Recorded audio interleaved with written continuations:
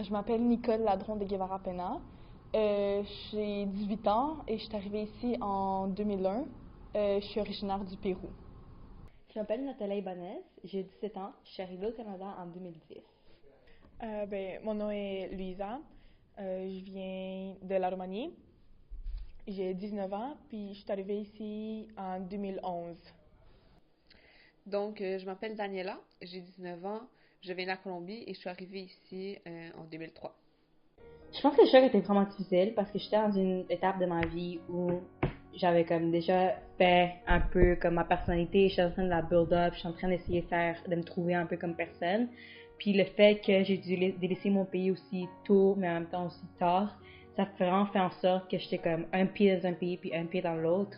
Donc je savais pas trop qui j'étais, puis il fallait que je me construise en tant que personne dans une culture complètement différente de ce que je connaissais déjà. J'avais pas beaucoup comme d'amis immigrants, d'amis qui partageaient ma culture ou qui peut-être comprenaient la traversée d'un immigrant ici dans un pays où ce que toute la culture est québécoise. Donc, tu sais, j'avais plus des amis qui étaient québécois, québécoises. Donc, c'est sûr que dans des aspects culturels comme la nourriture, qu'est-ce que je mangeais et tout, c'est sûr qu'ils regardaient d'un mauvais œil. Ils étaient intrigués, mais des fois aussi, ils portaient des regards accusateurs comme « Ah, tu sais, c'est quoi ça? Pourquoi ça sent de cette façon-là? » Au secondaire, c'était vraiment trop comme « Ah, t'es trop spicy » ou « T'es comme too much » ou genre « Tu fais trop de choses ».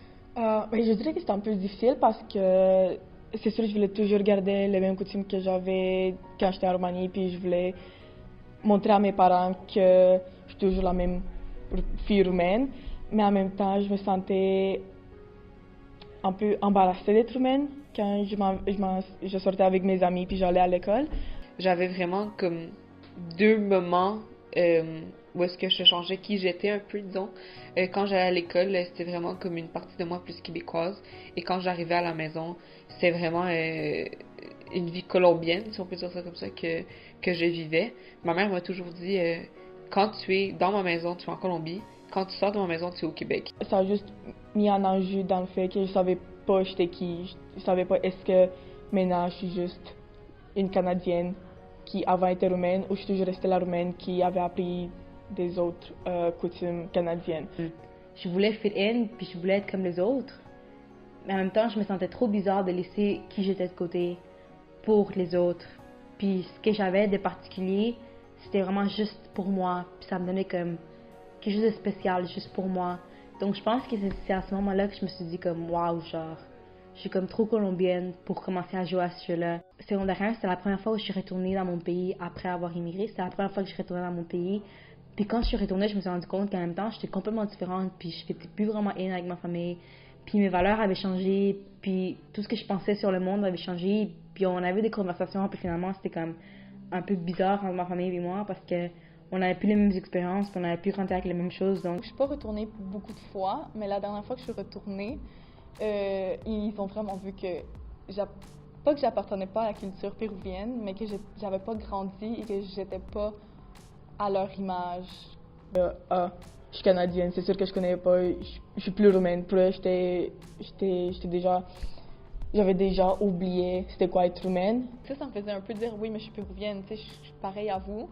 Dans un sens, ça veut pas dire parce que je suis outside du Pérou, comme je suis au Canada, que je suis moins, mais c'est comme ça qu'ils me faisaient sentir. Donc, Alors, j'étais juste la fille qui habitait avant en Roumanie, qui sait la langue, mais que maintenant est plus roumaine, elle est juste canadienne. je pense que secondaire 1, c'est vraiment le moment où je me suis dit comme waouh, comme je suis pas trop in au Canada parce que je suis trop colombienne, mais après je vais en Colombie, puis je suis quelqu'un de complètement différent. je me suis beaucoup questionnée, veux pas, sur mon appartenance au Pérou, parce que comme je suis venue de très jeune, je me suis toujours sentie plus proche d'être québécoise que, dans le fond, qu'être une vraie péruvienne. Je me questionne sur mon appartenance quand je vais en Colombie, je me questionne sur mon appartenance tous les jours quand je suis au Canada, puis je me rends compte que des fois je pars un peu ma culture ou pas. Fait que c'est vraiment comme un questionnement qui est juste tout le temps présent quand t'es un enfant d'immigrant, puis tout le temps présent quand t'as immigré aussi jeune. C'est toujours quelque chose qui est là. Je peux pas appartenir au Québec parce que finalement je suis pas québécoise, non. Je peux pas appartenir à la Colombie parce que malgré que je suis colombienne, je suis pas totalement. Il faut qu'on se rappelle que la vraie appartenance qu'il faut vraiment avoir, c'est l'appartenance à nous-mêmes. puis à mon appartenance à nos valeurs en tant qu'une appartenance à un pays. Je pense que le plus gros problème qu'être immigrant m'a posé face à mon identité, surtout être venue aussi jeune au Canada, c'est vraiment le fait que je me sens pas assez colombienne pour être colombienne, puis je me sens pas assez canadienne pour dire que je suis canadienne. C'est sûr que c'est vraiment difficile d'être différente. C'est toujours difficile d'expliquer pourquoi tu es différente. Donc ça a vraiment été une grosse partie des problèmes, un peu. J'ai tellement un mélange des deux qu'à la fin de la journée, je suis pas capable de filer dans aucun des deux complètement. Donc je vais jamais vraiment pouvoir me sentir comme complètement canadienne, puis vraiment comme avoir des expériences juste complètement canadiennes, parce qu'il va toujours y avoir une partie de moi qui est comme 100% colombienne, mais en même temps, il y aura toujours une autre partie de moi qui va être, trop canadienne pour être colombienne. Je me sens partagée. Tu sais, je me sens que j'ai tout vécu ici, puis je me sens que, tu sais, je suis péruvienne, je suis fière de l'être, mais je suis pas assez. J'ai vécu ma vie ici, j'ai formé ma personnalité ici, j'ai mes amitiés ici, j'ai mes valeurs ici. Donc, c'est comme trop colombien pour être, trop canadien pour être colombien en même temps. Donc, je pense que ça fait vraiment comme un rift dans qui je suis ici puis qui je suis chez moi. Comme ma famille va me juger un peu parce que je suis trop canadienne, mais ici, je vais comme trop ressortir de la norme parce que je suis trop colombienne. Donc, je pense que c'est vraiment comme un conflit d'identité. C'est vraiment comme je dis tantôt, un pied dans un pays puis un pied dans l'autre. Je pense que pendant longtemps, ça a vraiment été une difficulté que je comprenais pas ma mère, puis ma mère me comprenait pas dans cet aspect-là de ma vie. Je me sens triste, je dirais. Des fois, là, tu sais, la culture péruvienne, c'est beau, c'est enrichissant, tu sais, c'est une belle culture. Puis des fois, je me sens comme si j'appartiendrais pas à 100%, parce que, exemple, des fois, je sais pas, telle danse, tu sais, je sais pas c'est quoi tel mets péruvien, ou je sais pas, quand je parle aussi l'espagnol, je le parle pas exactement comme eux, fait qu'ils reconnaissent que j'ai un accent, puis que j'ai été assimilée au Québec. Pendant un vraiment long bout, ça fait en sorte que je n'étais pas trop sûre de qui j'étais. Je suis encore pas trop sûre de qui j'étais, j'ai encore un long chemin à faire. Ben, je trouve que ma mère, elle a pas vraiment ce problème parce que elle, c'est sûr qu'elle va toujours être humaine. Elle est en Roumanie, elle a vécu la majorité de sa vie en Roumanie. Puis pour mon père aussi, ils ont aussi grandi dans une maison où mes grands-parents étaient vraiment roumains puis ont juste appris les idéologies de la Roumanie. Mais moi, puis mon frère, on a un peu les deux côtés du monde, le fait que genre, on a eu l'éducation roumaine puis aussi l'éducation canadienne, mais je pense que la seule problème, ça serait ma petite sœur. Elle est née ici, elle va juste connaître le Canada, elle va juste connaître le fait qu'elle est canadienne, mais ses parents sont roumains. Elle va jamais pouvoir savoir un peu c'était quoi vivre en Roumanie, puis avoir les mêmes expériences que moi j'ai eu quand j'étais en Roumanie. Je suis pas assez colombienne, je suis pas assez québécoise, donc j'aime penser que j'appartiens à rien, non. J'ai pas vraiment un endroit où est-ce que je dis c'est chez moi, ou c'est un endroit où est-ce que je me sens totalement confortable. Je pense que ces expériences puis cette différence m'ont vraiment fait en sorte que j'ai compris à quel point j'étais genre fortunate, j'étais comment on dit ça en français? En tout cas, j'étais vraiment fortunate de pouvoir comme avoir ton expérience puis de avoir vraiment formé ma personnalité en tant que fille d'immigrante.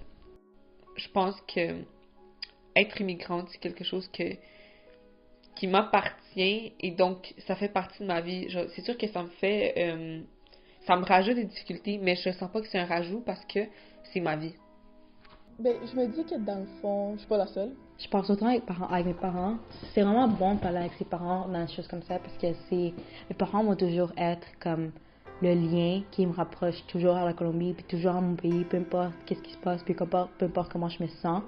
Donc je pense que quand je parle avec mes parents, c'est vraiment comme une manière de me ramener à mon pays, puis me ramener à mes racines, puis me ramener à ma culture. J'essaie de pas penser aux sentiments, mais les moments que je le fais, j'essaie de regarder les côtés positifs, parce que oui, c'est difficile d'être immigrante, c'est difficile appartenir à nulle part, si on peut dire ça comme ça, mais c'est aussi quelque chose que j'ai eu la chance d'avoir. J'ai eu la chance d'être ici, j'ai eu la chance d'avoir une bonne vie, de grandir bien, donc j'essaie de un peu laisser de côté la partie plus négative d'être immigrante. je vais vivre avec. J'ai vécu avec depuis que j'ai été consciente que j'ai ce sentiment-là. Donc, je vais vivre avec. Puis honnêtement, ça fait tellement partie de moi que j'imagine pas un jour ne plus l'avoir, ce sentiment-là. Être moi, c'est se sentir d'être de nulle part, non? Je vais aimer ces dualités-là parce que j'ai pas le choix, disons ça comme ça, non? Au lieu d'être fâchée, d'être triste et d'être déçue que c'est ma vie, je vais juste apprendre à l'aimer, apprendre à prendre soin de ça et à le mettre dans mes ambitions, à le mettre dans mes aspirations futures. Tout ce que je fais, ça a rapport avec ce sentiment-là. Tout ce que je pense, ça a rapport avec ce sentiment-là. Tout dans ma vie a rapport à ça.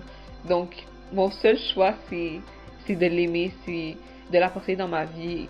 C'est un bagage que je ne vais jamais me débarrasser. Donc, je me dis, je préfère regarder les beaux côtés positifs, regarder comment je suis chanceuse d'avoir ma vie, non? Je pense que le Québec a vraiment besoin de travailler sur son problème de xénophobie. On a beaucoup travaillé sur ces problèmes, mais je pense qu'il y a beaucoup encore de travail à faire, puis une longue route à faire avant que le Québec puisse se dire non xénophobe, puis avant que le Québec puisse dire vraiment un pays accueillant pour les immigrants. D'essayer de comprendre le monde que oui, j'ai grandi ici, je sais c'est quoi être québécoise, canadienne, tout ça.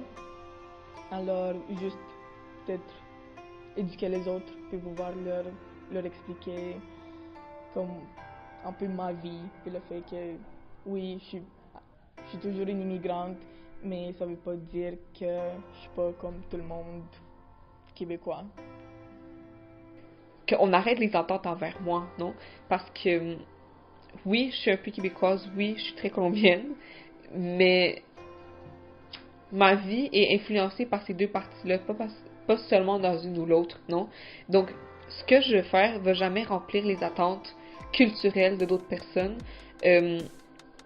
parce que je suis vraiment trop influencée par deux trucs différents que eux ils sont pas influencés, non? Une personne québécoise est influencée par leur culture québécoise et that's it. C'est la même affaire avec une personne colombienne qui va être influencée par leur culture colombienne et that's it. Moi, j'ai deux cultures qui m'influencent. Donc, c'est sûr que je vais jamais répondre aux attentes culturelles d'un seul endroit, d'une seule communauté, n'est-ce pas? Je vais toujours répondre un petit peu aux attentes québécoises puis un petit peu aux attentes colombiennes, mais jamais complètement aux deux. Donc ça, j'aimerais ça que les gens y arrêtent vraiment d'avoir ces attentes-là envers moi. En Colombie, je pense que Colombie devrait vraiment juste vraiment travailler sur arranger leurs problèmes en particulier, puis juste se rendre compte que les gens qui émigrent à d'autres pays sont pas des traîtres, sont pas des personnes qui aiment pas leur pays, sont pas des personnes qui comme aiment pas travailler pour leur pays. C'est juste des personnes qui cherchent une meilleure vie puis qui trouvent que des fois la Colombie offre pas toutes les opportunités qu'ils veulent donner à leurs enfants. Je vais aussi essayer d'expliquer aux autres le fait que oui, j'habite au Canada, mais ça veut pas dire que je suis pas humaine. Ça veut pas dire que moi, quand je suis à la maison avec mes parents, on n'a pas le même costume qu'en Roumanie. On a les mêmes. Ouais, quand, exemple, je parle avec la famille aussi, quand ils me disent oh, tu devrais peut-être comme revenir ici pour que tu sais comme on t'enseigne comme à être plus une péruvienne que plus à être une québécoise. Ça aussi je voudrais comme tu sais j'aime pas ça me sentir parce qu'eux ils mettent l'emphase sur justement comme que je suis pas 100% péruvienne à cause de mon accent et plusieurs autres facteurs. Fait que tu sais je voudrais comme peut-être qu'ils arrêtent ça.